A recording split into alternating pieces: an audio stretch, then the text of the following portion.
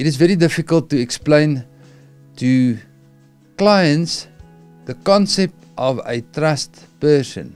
But for the previous 20 years, I have managed to design a recipe which makes it much more understandable, and we commonly refer to this explanation as the Tom, Dick and Harry explanation. The basis of it is that all persons are equal. Tom is as equal in law and our wonderful constitution as Harry or as Dick. If Harry is entitled to purchase a vehicle or a house, then so is Tom and so is Dick. Let's focus on a simple logical comparison or differences between our persons in this explanation, and we start with Harry the human.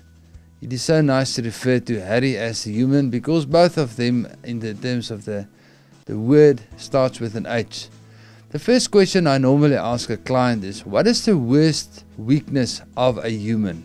People have many different ideas of weaknesses, but there is one ultimate weakness all of us as humans have, and that is that we face a point where we die. We are all mortal.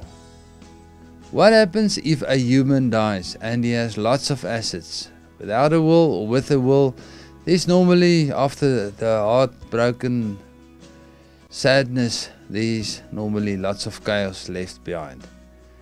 Now, that is not my objective to deal with that. The logical aspect of it is that a human that dies without any assets, like Joe Soap the squatter, irrespective of his race, color or politics, if you have nothing in this world, you die very simple. Your family and friends, people close to you, cry and go on with life. There's nothing to worry about because you had nothing.